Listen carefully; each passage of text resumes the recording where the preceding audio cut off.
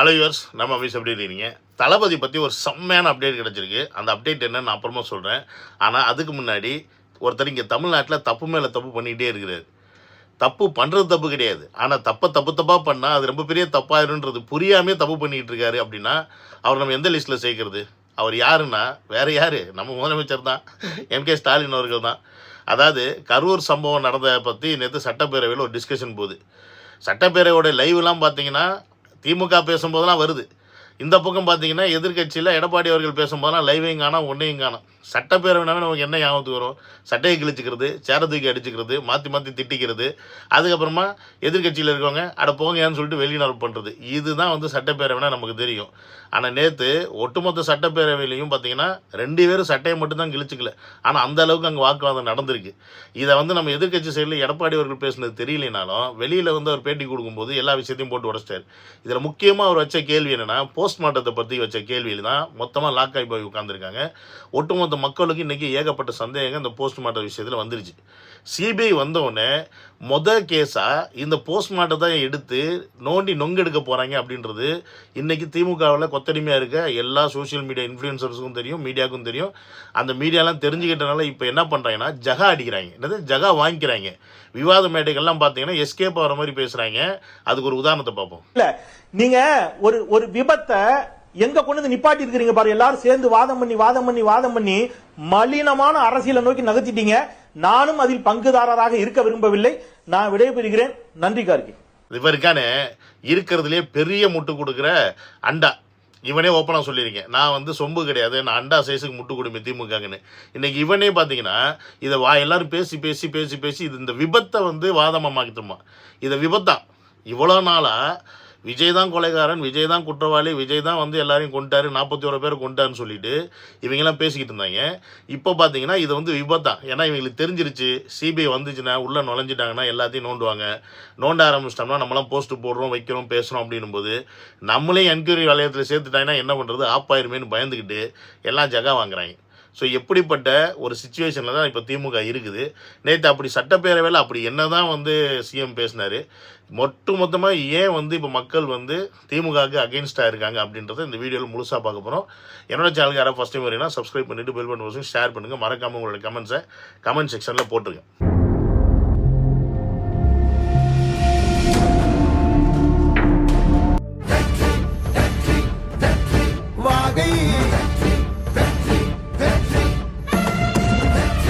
Welcome to Vijay stock and welcome to another video.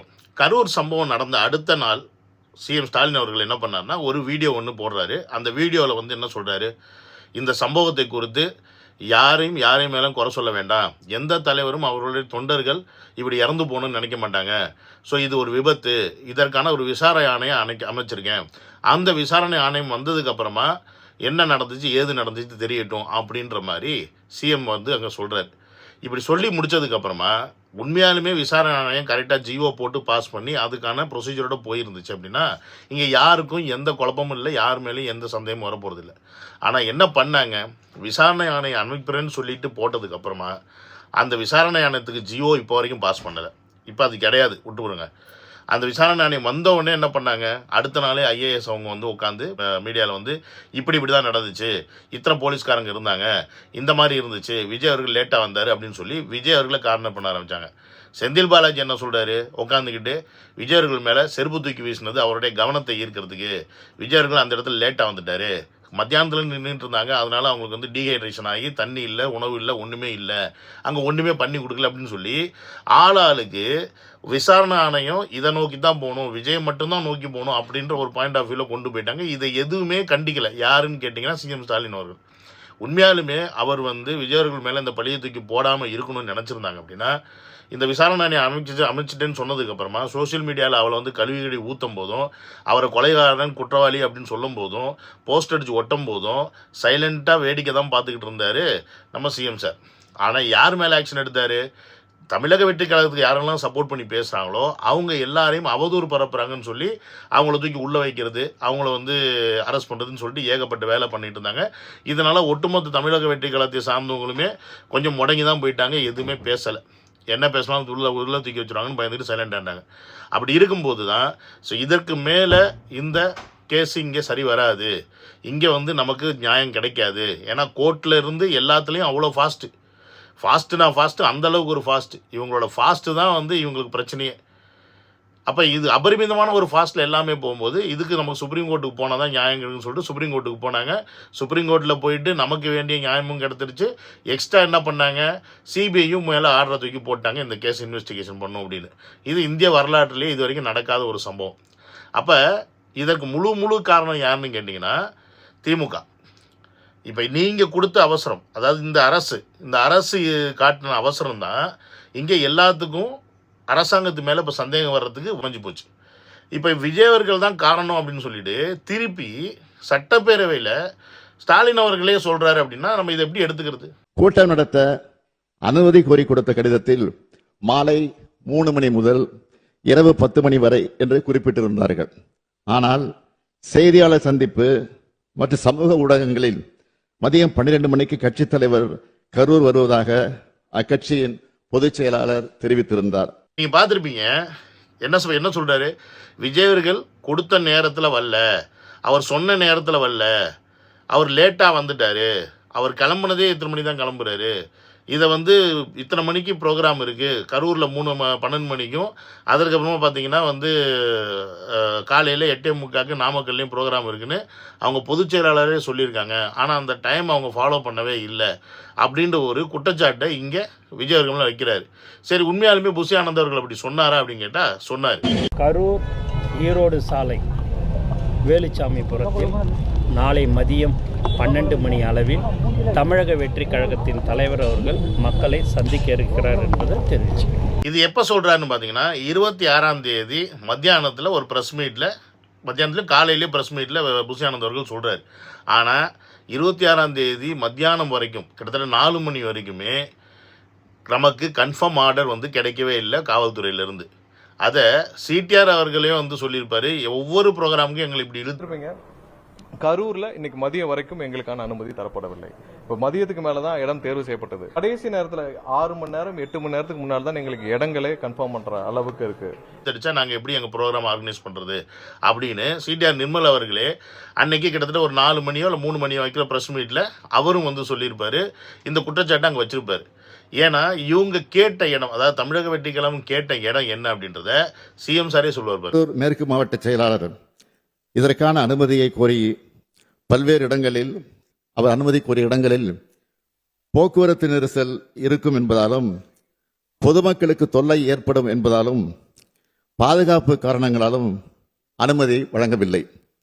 25/9/2025 காலை light house corner அல்லது உழவர் சந்தை பகுதியில் கூட்டம் நடத்த அனுமதி கோரிய மனுவுக்கும் கூட்ட அளவு, மதிப்பீடு மற்றும் பாதுகாப்பு காரணங்களால் அனுமதி வழங்க இயலவில்லை. என்ன சொன்னாரு?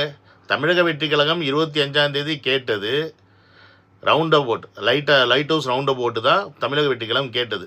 ஏன்னா அந்த இடத்த அவங்க வந்து சிவில் இன்ஜினியர் வச்சு செக் பண்ணி அதில் வந்து கிட்டத்தட்ட ஒரு 60,000 பேர் நிற்கக்கூடிய ஒரு கெப்பாசிட்டி உள்ள இடம் அப்படின்றத அனலைஸ் பண்ணி நாங்கள் எங்கள் தொண்டர்களாக ஒரு 10,000 பேர் வர்றதுக்கான வாய்ப்பு இருக்குது, பட் பொதுமக்கள் எவ்வளோ பேர் வருவாங்கன்னு தெரியாது அப்படின்றனால ஒரு ஒட்டுமொத்தமாக 60,000 பேர் நிற்கக்கூடிய ஒரு இடம் அப்படின்றத சூஸ் பண்ணி யார் கேட்குறா? நம்ம கரெக்டான இடத்த கேட்கணும். ஆக்சுவலி இது யார் கொடுக்கணும், யார் அனலைஸ் பண்ணி நமக்கு கொடுக்கணும்? உண்மையான காவல்துறை அனலைஸ் பண்ணி கொடுக்கணும். அவங்க தான் வந்து உங்களுக்கு வந்து அன்எக்ஸ்பெக்டட் கூட்டம் வருது, அன்எக்ஸ்பெக்டட் க்ரௌட் வருது, 3 மடங்கு 4 மடங்கு 5 மடங்கு உங்களுக்கு கூட்டம் அதிகமாக வருது, ஒவ்வொரு இடத்துலையும் நாங்கள் பார்த்துட்டு இருக்கோம். அதனால் இந்த இடம்லாம் பத்தாதுன்னு சொல்லிட்டு காவல்துறை என்ன பண்ணியிருக்கணும்? உண்மையாலுமே மக்கள் மேலே அக்கறை இருந்ததா ஒரு பொது இடத்துல இல்லை ஒரு பொது கிரவுண்டில் நீங்கள் பண்ணுங்க அப்படின்ற ஒரு இன்ஸ்ட்ரக்ஷனை அவங்க கொடுத்துருக்கணும். ஆனால் என்ன பண்ணாங்க? 25ஆம் தேதி கொடுக்கல அப்படின்னு சிஎம்ஏ சொல்கிறாரு. அதற்கு என்ன காரணம் சொல்கிறாரு? அந்த இடத்துல டிராஃபிக் அதிகமாக தான், மக்களுக்கு போக்குவரத்து பிரச்சனை இருக்குமா, ஸோ அதனால வந்து அந்த இடத்த கொடுக்கலையா. அதாவது 60,000 பேர் நிற்கக்கூடிய அந்த இடத்த வந்து கொடுக்காம எந்த இடத்த கொடுக்குறாங்க? வேலுச்சாமிபுரம் ஒரு ஸ்ட்ரைட் லைனில் ஒரு ரோடு, இந்த இடத்த வந்து தமிழக வெற்றி கழகத்துக்கு கொடுக்குறாங்க. அதுவும் என்னைக்கு? 26ஆம் தேதி சாயந்தரத்தில் தான் இந்த பர்மிஷனே கொடுக்குறாங்க. இப்போ சிஎம் சொல்கிற மாதிரி இப்போ புஷி ஆனந்த் வந்து ஒரு ப்ரெஸ் மீட்டில் சொன்ன டைமாக இருக்கட்டும், இல்லை ட்வீட் போட்ட டைமாக இருக்கட்டும், இந்த ட்வீட்டையும் இந்த ப்ரெஸ் மீட்டில் அவர் சொன்ன விஷயத்தை வச்சு தான் நீங்கள் வந்து எல்லாத்தையும் வந்து கணக்கு எடுத்துப்பீங்க, தமிழக வெற்றி கழகத்துக்கு எல்லா விஷயத்தையும் கணக்கு எடுத்துப்பீங்க அப்படின்னா அப்போ நீங்கள் எதுக்கு வந்து அவங்களுக்கு பர்மிஷன் கொடுக்குறீங்க இத்தனை மணிலேருந்து இத்தனை மணிக்கு நீங்கள் வரணும்னு? அது நீங்கள் கொடுக்காமே இருந்துடலாமே. அப்போ அவங்க கேட்குற டயத்தில் நீங்கள் கொடுத்துருக்கலாமே. 26ஆம் தேதி கொடுக்குற அந்த லெட்டரில் நீங்கள் 3 மணிலேருந்து 10 மணிக்கு தான் உங்களுக்கு ப்ரோக்ராம்னு சொல்லிட்டு கொடுக்குறீங்க கரூரில். காலையில் நாமக்கல்லில் ப்ரோக்ராம் 8:45 இல்லை 9 மணி வச்சுக்கோங்க. விஜய் அவர்கள் காலையில் 9 மணிக்கு நாமக்கல் வந்துடுறாருன்னா வந்ததுக்கப்புறமா ஒரு 10 நிமிஷமோ இல்லை அரை மணி நேரமோ பேசுகிறாரு, இல்லை 10 மணிக்கு முடிக்கிறாரு. அங்கேருந்து 1 மணி நேரம் இல்லை மிஞ்சி போனால் 2 மணி நேரம் எங்கேயா கரூர் போகிறதுக்கு. கரூர் போயிட்டாருன்னு வச்சுக்கோங்க, 3 மணிக்கு முன்னாடி இவருக்கு வந்து பர்மிஷன் கொடுக்க மாட்டாங்க பேசுகிறதுக்கு. அப்போ என்ன பண்ணுவாங்க? 3 மணி வரைக்கும் உட்கார வச்சுருப்பீங்களா? விஜய் அவர்களே எங்கேயாவது உட்கார வச்சுருப்பீங்களா? அதுக்கு பாசிபிலிட்டிஸ் இருக்கா? அப்போ அவர் என்ன பண்ணியிருப்பார், நீங்கள் கொடுத்த கேல்குலேஷன் பிரகாரம் அவர் இத்தனை மணிலேருந்து நம்ம இத்தனை மணிக்கு பண்ணோம்னா நாமக்கல்லில் இத்தனை மணிக்கு 12 மணிக்கு முடிக்கிறோமா, அடுத்து 1 மணி நேரம் 2 மணி நேரத்தில் நம்ம கரூர் போய் சேர 3-4 மணி ஆயிரும் அப்படின்ற கணக்கில் அவர் வந்திருக்கலாம். இதில் தவறு கிடையாது. ஏன்னா இந்த குளறுபடி பண்ணதுக்கான காரணமே காவல்துறை. நீங்கள் தான் ஒழுங்காக லைட் ஹவுஸ் கேட்டிருந்த ரவுண்ட் அமௌண்ட் 25ஆம் தேதியே கொடுத்துருந்தாங்கன்னா அவங்க அதுக்கேற்ற மாதிரி பிளான் பண்ணி அதுக்கேற்ற மாதிரி வந்துட்டு போகிறாரு. பட் இங்கே டிலே பண்ணது யார்? காவல்துறை. அப்போ இங்கே யாருடைய குற்றம் பெருசாக இருக்குது? அரசாங்கத்தோட குற்றம். சரி, இப்போ இதெல்லாம் அப்படி தூக்கி ஓர வச்சுட்டு இந்த போஸ்ட்மார்ட்டம் மேட்ருக்குள்ளே வருவான். போஸ்ட்மார்ட்டம் எப்படி பண்ணப்பட்டுச்சு, எந்த அளவுக்கு துரிதமாக பண்ணியிருக்கு பாருங்கள் எங்கள் அரசாங்கம், நாங்கள் எவ்வளோ வேகமாக மக்களுக்காக வேலை பார்த்துருக்கோம் பாருங்கள் அப்படின்னு நம்ம சிஎம் சொல்கிறார். கொஞ்சம் கேட்போமா அதை? அனுமதிக்கப்பட்டவர்களுக்கு சிறப்பு சிகிச்சை அளிப்பதற்காக சேலம், நாமக்கல், மதுரை, திருச்சி, திண்டுக்கல், கோயம்புத்தூர், புதுக்கோட்டை ஆகிய இடங்களிலிருந்து 152 மருத்துவர்கள், செவிலியர்கள், மருத்துவ உதவியாளர் வந்து பணியில் ஈடுபட்டார்கள். கரூர் மருத்துவக் கல்லூரி மருத்துவமனையில் உள்ள பிணவரையில் இறந்த அனைத்து உடல்களையும் குளிர்சாதன பெட்டியில் வைப்பதற்கு போதிய வசதி இல்லாத காரணத்தால் அன்றைய இரவில் உடற்கூறாய்வு செய்வதற்கு மாவட்ட ஆட்சித்தலைவருடைய சிறப்பு அனுமதி பெற்று உடற்கூறாய்வு மேற்கொள்ளப்பட்டது. துறை தலைவர் சங்கர் அவர்களுடைய தலைமையில் 24 மருத்துவர்கள் மற்றும் 16 உதவி பணியாளர்கள் அடங்கிய குழு அமைக்கப்பட்டு உடற்கூறாய்வு செய்யப்பட்டது. 28/9/2025 அன்று அதிகாலை 1:45 மணிக்கு முதல் உடற்கூறாய்வு துவங்கப்பட்டு 28/9/2025 அன்று மதியம் 1:10 மணி அளவில் 39வது உடற்கூறாய்வு முடிவுற்றது. உயிர் இழந்துட்டாங்க, 41 பேர் இறந்துட்டாங்கப்பா. இறந்தவங்களுடைய உடலை அன்றைக்கி நைட்டே உடல் கூராய்வு பண்ணி எல்லாத்தையும் வந்து பொதுமக்கள்கிட்ட கொடுக்கணும், அவங்க மக்கள்கிட்ட திரும்பி கொடுத்துடணும் அப்படின்றதுக்காக எவ்வளோ மும்முரமாக இவங்க வேலை பார்த்துருக்காங்க பார்த்தீங்களா? நாமக்கல்லேருந்து, மதுரையிலேருந்து, திருச்சியிலேருந்து, திண்டுக்கல்லேருந்து, எங்கெங்கேயோ இருந்துலாம் வந்து ஒரு 125-145 டாக்டர்ஸை வந்து கொண்டு வந்துட்டாங்க, செவிலியர்ஸை கொண்டு வந்துட்டாங்க. அதற்கு பார்த்திங்கன்னா வந்து எல்லா வசதியும் செய்கிறதுக்கான மருத்துவர்களை கொண்டு வந்துட்டாங்க. 400 பெட்டு வேறு எக்ஸ்ட்ரா போட்டிருக்காங்களாம் இங்கே வந்து படுக்கிறது வைக்கிறதுக்கு. ஸோ இதெல்லாம் ஓவர் நைட்டில் செஞ்சுருக்காங்க. அப்போ உண்மையாலுமே நம்ம அரசாங்கத்தை பாராட்டணுமே தவிர இந்த இடத்துல குறை சொல்லக்கூடாது. புரியுதா? நான் சொல்கிறது புரியுதா இல்லையா? ஏன்னா இவ்வளோ ஃபாஸ்ட்டாக ஒரு போஸ்ட்மார்ட்டத்துக்கு இம்பார்ட்டன்ஸ் கொடுத்த இந்த அரசாங்கம் இவங்க சாகாமல் இருக்கிறதுக்கு ஏன் இம்பார்ட்டன்ஸ் கொடுக்கல அப்படின்ற நம்ம கேள்வி வச்சோம்னாவே நம்ம அவதூறு பரத்துறோமா? இங்கே ஒரு கேள்வி நான் கேட்குறேன். ஓவர் நைட்டில் உங்ககிட்ட கலெக்டர்கிட்ட ஆர்டர் வாங்கி 150 டாக்டர் செவிலியர்கள் ஏற்பாடு பண்ணி அந்த இடத்துல போஸ்ட்மார்ட்டம் பண்ணுறதுக்கு ரீசன் என்னென்னா, கரூரில் பிணவரை 41 பிணங்களையும் வைக்கிறதுக்கு அவங்கள்ட்ட மார்ச்சுரி இல்லையா, அந்த குளிர்சாதன பெட்டி இல்லையா. அதனால ஒரே நைட்டில் எல்லாத்தையும் போஸ்ட்மார்ட்டம் பண்ணி இவங்கள்ட்ட கொடுத்துட்டாங்களே, யார்கிட்ட? அந்தந்த உடமையாளர்கிட்ட. ஏன்பா அவ்வளோ டாக்டர்ஸ் அங்கேருந்து கூட்டிகிட்டு வந்து இவ்வளோ அவசர அவசரமாக போஸ்ட்மார்ட்டம் பண்ணுறதுக்கு கரூரில் அந்த அளவுக்கு உங்களுக்கு மார்ச்சுரி வைக்கிறதுக்கு இடம் இல்லைன்னா பக்கத்தில் நாமக்கல், கோயம்புத்தூர், அதுக்கப்புறம் திண்டுக்கல், வேறு எந்தெந்த இடம் இருக்கோ அந்தந்த ஊருக்கு, திருச்சி, இந்த ஊரில் இருக்க கவர்மெண்ட் ஹாஸ்பிட்டலுக்கெலாம் பணத்தை ஸ்ப்ளிட் பண்ணி அனுப்பிச்சிருக்கலாமே. உறுப்பினர்கள் அங்கே அவங்க உறவுக்காரங்க அந்தந்த இடத்துல போய் அவங்க கலெக்ட் பண்ணிக்கலாமே. பாடியை 1 நாள் 2 நாள் கழித்து கூட கனெக்ட் பண்ணிக்கலாமே. அவசரம் என்ன? என்னன்னா இது ஒரு காரணமா? பெட்டி இல்லையா, பணத்தை வைக்கிறதுக்கு பெட்டி இல்லையா, அதனால் நான் மார்ச்சுரி அதனால் வந்து போஸ்ட்மார்ட்டம் பண்ணிட்டேன்றீங்க. ஸோ பிணத்தை வைக்கவே பெட்டி இல்லைன்னா அப்போ போஸ்ட்மார்ட்டம் பண்ணுறதுக்கு எத்தனை டேபிள் வச்சுருந்தீங்க நீங்கள் அப்படின்ட்டு ஒரு கேள்வி வருது. இப்போ இந்த இடத்துல தான் இவங்க லாக் ஆகுறாங்க. நைட்டு 1 மணிக்கு ஸ்டார்ட் பண்ண போஸ்ட்மார்ட்டம் அடுத்த நாள் 1 மணிக்கு முடிச்சிடுறாங்க. 41 உடலையும் வந்து கொடுத்துட்டு தான் சொல்கிறாங்க. ஒரு உடலுக்கு நீங்கள் போஸ்ட்மார்ட்டம் பண்ணணும் அப்படின்னா குறைஞ்சது 2லேருந்து ஒரு 3 மணி நேரமாக தான் ஆகும். புரியுதுங்களா? இன்ச் பை இன்ச்சு பார்க்கணும். அந்த போஸ்ட்மார்ட்டத்தில் அந்த பாடியில் இருக்க எல்லா பார்ட்ஸ்லேயும் வந்து எடுக்கணும், அதுக்கு சாம்பிள்ஸ் எடுக்கணும். அவங்க எதனால் செத்தாங்க, மூச்சு தண்ணீர் செத்தாங்களா, இல்லை இல்லை கழுத்து நெறிப்பட்டு செத்தாங்களா, இல்லை வேறு எதுவும் காரணத்தினால செத்தாங்களா, எப்போ செத்தாங்க, எப்படி செத்தாங்கன்னு எல்லாத்துக்கான டீட்டெயிலும் எல்லாமே கொடுக்கணும். அந்த பாடி வந்து அதுக்குள்ளே டீஹைட்ரேஷன் ஆகாமல் இருக்கிறதுக்குள்ளேயும் அது பார்த்துடணும். டீஹைட்ரேஷன் ஆச்சுன்னா வந்து அவங்களால போஸ்ட்மார்ட்டம் சரியாக செய்ய முடியாது. அப்போ இதுக்கான நெறிமுறைகள் இருக்குது, இதற்கான வரைமுறைகள் இருக்குது. நீங்கள் ஆர்டர் வாங்கிட்டீங்க, ஆனால் அத்தனை பேருக்கும் போஸ்ட்மார்ட்டம் பண்ணுறதுக்கான டேபிள் அங்கே எத்தனை இருந்துச்சு அப்படின்ட்டு கேள்வி வருது. ஏன்னா அவங்ககிட்ட பெட்டியே இல்லையே. 40 பேர் வைக்க உங்கள்கிட்ட மார்ச்சுரி பெட்டி இல்லை அப்படின்னா 40 பேர் ஒரே உடல் கூராய்வு பண்ணுறது உங்களுக்கு பெட்டி எங்கே இருந்துச்சு? உதாரணத்துக்கு ஒரு 3 பெட்டு இல்லை, ஒரு 5 பெட்டே வச்சுருக்காங்கன்னு வச்சுங்க. 5 பெட்டில் ஒரு பாடிக்கு 3 மணி நேரம் பண்ணணும் அப்படின்னா அதுக்கப்புறம் க்ளீனிங் அது இதெல்லாம் சேர்த்திங்கன்னா 4-5 மணி நேரம் ஆயிரும். அப்போ 5 பாடிக்கு 5 மணி நேரம், இவர் மொத்தமாக 12 மணி நேரம் தான் சொல்கிறாரு. 10லேருந்து ஒரு 15 பாடி தான் பண்ணியிருக்க முடியும். மேக்ஸிமம் 20 பாடி பண்ணியிருக்கலாம். நீங்கள் எப்படி ஒரு 1 to 1 நைட்டு 1லேருந்து மத்தியானம் 1 12 மணி நேரத்தில் எப்படி நீங்கள் 41 பாடிக்கு போஸ்ட்மார்ட்டம் பண்ணீங்க அப்படின்ற கேள்வி வருது. அதை வேற சீக்கிரமாக கொடுத்து அனுப்பி எரிச்சு வேற விட்டுருக்கீங்க. சரி, இதெல்லாம் வந்து சிபிஐ நோண்டி நொங்கெடுக்கும், என்னாச்சு ஏதாச்சு எப்படி பண்ணீங்க ஏது பண்ணீங்கன்னு. நம்மளோட இன்னொரு கேள்வி என்ன அப்படின்னா, சிஎம் சார்கிட்ட, சிஎம் சார் இவ்வளோ நைட்டில் அவ்வளோ பரபரன்னு செத்து போன அந்த உடம்பை திருப்பி அந்த உறவினர்கிட்ட கொடுக்கறதுல அவ்வளோ அக்கறை காட்டின நீங்கள் இந்த பாடியெல்லாம் சாகாமல் இருக்கிறதுக்கு அக்கறை காமிச்சிருக்கலாமே. ஏன்னு கேட்டிங்கன்னா, விஜயர்கள் காலையில் எத்தனை மணிக்கு கிளம்புனான்னு வரைக்கும் நீங்கள் டைமிங் சொல்கிறீங்க. அப்போ உங்களுக்கு தெரியுது விஜயர்கள் வீட்டிலேருந்து எத்தனை மணிக்கு கிளம்பியிருக்காருன்னு. நாமக்கல்லில் எத்தனை மணிக்கு போய் பேசுகிறாரு அப்படின்றது லைவில் வந்துக்கிட்டு இருக்கு. அப்போ நாமக்கல்லில் லைவில் இத்தனை மணிக்கு தான் பேசுகிறாருன்னா அப்போ விஜயர்கள் இந்த இடத்துல 3 மணிக்கு வருவாரா, இல்லை 5 மணிக்கு வருவாரா, இல்லை 7 மணிக்கு வருவாரான்னு தெரியாது. நீங்கள் எத்தனை மணிக்கு டைமிங் கொடுத்துருக்கீங்கன்றது நீங்கள் சொல்ல மாட்டேங்கிறீங்க, லேட்டாக வந்தான்றீங்க.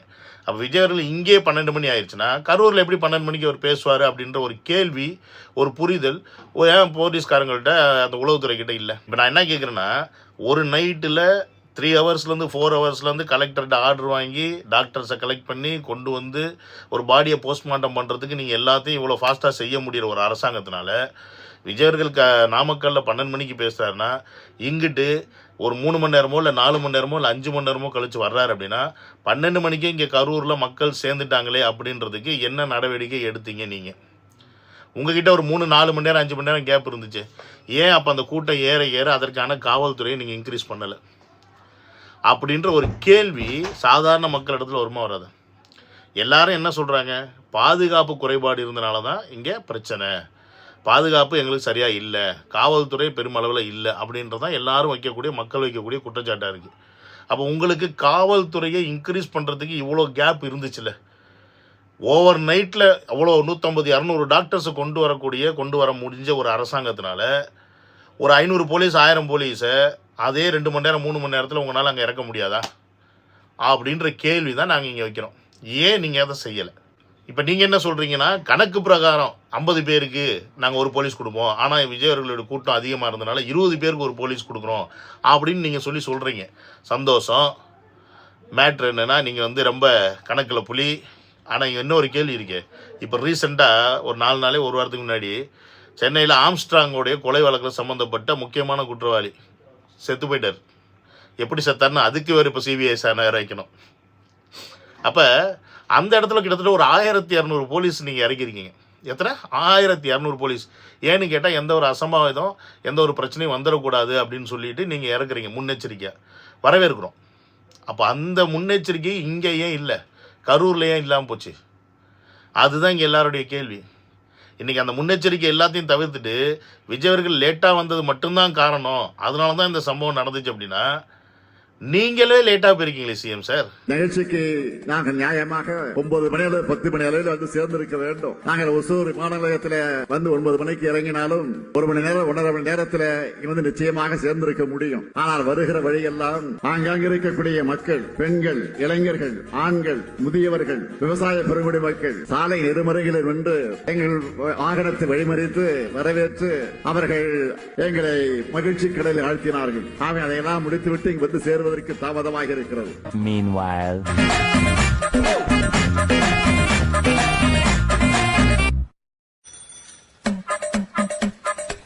நீங்க லேட்டா போகும்போது அது உங்களுக்கு பெருமையா இருக்கு. உங்களை வந்து மக்கள் வந்து வரவேற்கிறாங்க, மக்கள் வழி நெடுக நின்று உங்களை வந்து கொண்டாடுறாங்க, அது உங்களுக்கு சந்தோஷமாக இருக்குது. ஆனால் நீங்கள் லேட்டாக போனாலும் அந்த இடத்துல எந்த அசம்பாவிதமும் நடக்காது. நீங்கள் லேட்டாக போனாலும் உங்களுக்கு ஸ்டேஜ் வரைக்கும் வண்டியில் கொண்டு போய் விடுவாங்க. நீங்கள் லேட்டாக போனாலும் மக்கள்லாம் வந்து உங்களுக்கு வெயிட் பண்ணாலும் பிரச்சனை கிடையாது. ஆனால் இங்கே விஜய் அவர்கள் லேட்டாக வந்தால் மட்டும் குற்றம். இதுவே முன்னுக்கு பின் முரணா இருக்கே. அப்போ எல்லாருக்கும் ஒரு நியாயம் இருக்கணும்ல. உங்களுக்கு ஒரு நியாயம், அவருக்கு ஒரு நியாயமா? அப்போ அவருக்கு என்ன நடக்குது, மக்கள் எந்த அளவுக்கு வர்றாங்க அப்படின்றத எல்லாரும் பார்த்துக்கிட்டு இருக்கீங்க. 2 மாநாடு பார்த்துருக்கீங்க, 5 ப்ரோக்ராம் பார்த்துருக்கீங்க. இது 6வது ப்ரோக்ராமில் இப்படி ஒரு சம்பவம் நடக்குது அப்படின்னா இந்த சம்பவத்துக்கான அடிப்படை காரணங்கள் 1008 இருக்குதுல்ல. இதெல்லாம் நோண்டி நொங்கெடுக்கணும்னா அதுக்கு சிபிஐ இன்வெஸ்டிகேஷன் தான் சரியாக இருக்கும். அதனால தான் இன்றைக்கி உங்களுக்கு குத்துதே கொடைதேன்னு. அதாவது மடியில் கனம் இல்லைன்னா வழியில் பயம் இல்லை அப்படின்றதான் மேட்ரு. உங்களுக்கு மடியில் கனம் இருக்கிறனால தான் இன்றைக்கி சிபிஐ விசாரணைக்கு கொடுத்ததுக்கப்புறமா உச்சநீதிமன்றம் ஆர்டர் போட்டு ஒரு விசாரணை கமிஷன் வச்சதுக்கப்புறமா இன்றைக்கி சட்டப்பேரவையில் வந்து உட்காந்துக்கிட்டு இவ்வளோ பெரிய விளக்கத்தை நீங்கள் கொடுத்துக்கிட்டு இருக்கீங்க அப்படின்னா இதை விட ஒரு மோசமான அரசியல் எங்கே இருக்க முடியும்? அதான் ஸ்டார்டிங்லேயே சொன்னேன், தப்பு பண்ணுறது தப்பு கிடையாது, தப்பாக பண்ணிக்கிட்டு இருந்தால் அது ரொம்ப பெரிய தப்பாகும் அப்படின்றது. அப்படிப்பட்ட தப்பு தான் இன்றைக்கி திமுக வந்து பண்ணிக்கிட்டு இருக்கு. நீங்கள் வந்து அதை கட்சி தலைவராக இருந்து அதை பண்ணிக்கிட்டு இருக்கீங்க. இந்த பக்கம் நீங்கள் வந்து சட்டப்பேரவையில் பேசுகிறீங்க, இந்த பக்கம் பார்த்தீங்கன்னா வந்து உங்கள் ஆளுங்கள்லாம் வந்து விஜய் கொலகாரன்னு சொல்லியிருக்காங்க. முக்கியமாக உங்களுடைய பத்திரிக்கை, முரசொலி பத்திரிக்கை, அவருடைய விஜய் அவர்களை படத்தை போட்டு என்ன போட்டிருக்கு, நீதி வெல்லுன்றது போல விஜய் கொல்லுன்ற மாதிரி நீங்கள் தாவேக்கா கொல்லுன்னு போட்டிருக்கீங்க. இது வந்து ஒரு பத்திரிகை தர்மமா? இதெல்லாம் நீங்கள் கண்டிக்காமல் ஒட்டுமொத்த குற்றத்தையும் தூக்கி நீங்கள் விஜய் அவர்கள் மேலே போட்டுக்குங்க. அதற்கு கடைசியில் விஜய் அவர்கள் சொன்ன மாதிரி நீதி வெல்லும், அதில் மாட்டுக்கிறதே கிடையாது. இனி என்ன பண்ணுவீங்க?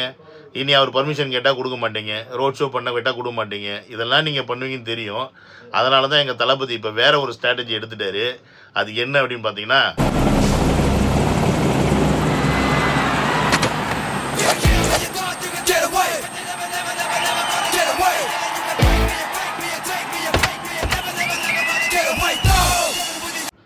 என்ன நண்பா பேஸ், இப்படி வந்து தளபதி இனிமேல் இறங்க போகிறாரு. எஸ், அதற்கான விஷயங்கள் போய்கிட்டு இருக்கு. ஏன்னா தமிழ்நாட்டில் அந்த அளவுக்கு லாங் டிஸ்டன்ஸ் போகிறதுக்கு ஹெலிகாப்டர் இருக்கா அப்படின்னு கேட்டால் இல்லை. துபாயில் இருந்து அதற்காக ஒரு ஹெலிகாப்டரை கொண்டு வர மாதிரி இல்லை வாடகை எடுக்கிற மாதிரி பிளான் பண்ணியிருக்காங்க ஒரு 1 இயருக்கு. ஒன்று அந்த எலெக்ஷன்லாம் முடிகிற வரைக்கும். ஏன்னா பஸ்ஸில் போனால் தானே நீ ரோட் ஷோ அது ஷோ இந்த ஷோன்னு தொல்லை பண்ணுறீங்க, டயத்துக்கு வரலன்றீங்க. இனி ஓப்பன் ஸ்பேஸில் எனக்கு இடத்த கொடு, வர்றேன், என் மக்களை மீட் பண்ணுறேன், கட்டன்னு வந்து ஹெலிகாப்டரில் இறங்குறேன், நான் மக்களை பார்த்துட்டு நிம்மதியாக பேசி முடிச்சுட்டு போயிடுறேன். மக்களுக்கும் பிரச்சனை இல்லை, எனக்கும் பிரச்சனை இல்லை, உங்களுக்கும் பிரச்சனை இல்லை. எப்படி?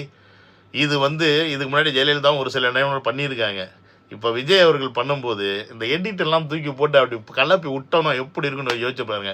நான் இது ஆக்சுவலி போன கரூரில் இன்சிடெண்ட்லாம் நடக்கிறதுக்கு முன்னாடியே எனக்கு இது மனசில் தோணுச்சு.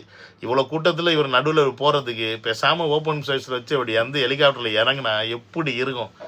என்ன இவங்க வயிறு எரிஞ்சு நொந்து நூலாக போய் செத்துருவாங்களே இவங்களாம். அப்படி ஒரு சம்பவத்தை தளபதி பண்ண மாட்டாரான்னு உள்ளுக்குள்ளே ஏக்கமாக இருந்துச்சு. இன்றைக்கி அந்த சம்பவத்தை பண்ண வைக்கிறதுக்கான சுச்சுவேஷனை இந்த பண்ணாடைங்களே கிரியேட் பண்ணிட்டாங்க. இனி தளபதி அவர்கள் வந்து இறங்குற இடம் சும்மா அப்படி வந்து இறங்க போகிறார். ஏன்னா இங்கேருந்து இப்போ சேட்டர் ஃப்ளைட்டை பிடிச்சி திருப்பி காரை பிடிச்சி அந்த பக்கம் வந்து இவ்வளோ தொல்லைக்கு ஏறா சென்னையில் ஹெலிகாப்டரை இறங்கா போயிட்டு நேராங்க அப்படின்ற மாதிரி போயிட்டு வந்துட்டு ரொம்ப கூலாக பிடிச்சிட்டு போயிடுவார். இது நடக்க போகுது. மற்றதை வந்து மேலே இருக்கவன் பார்த்துமா, தளபதி சொன்ன மாதிரி நீதி வெல்லும், தாவேக்கா கொல்லும்னு சொன்னது பொய், நீதி வெல்லும், திமுக மக்களை போட்டு கொல்லும் அப்படின்றதான் உண்மை அப்படின்றத சொல்லி இந்த வீடியோ முடிச்சுக்கிறேன். See you on another video. Love you all. Take care. Bye bye.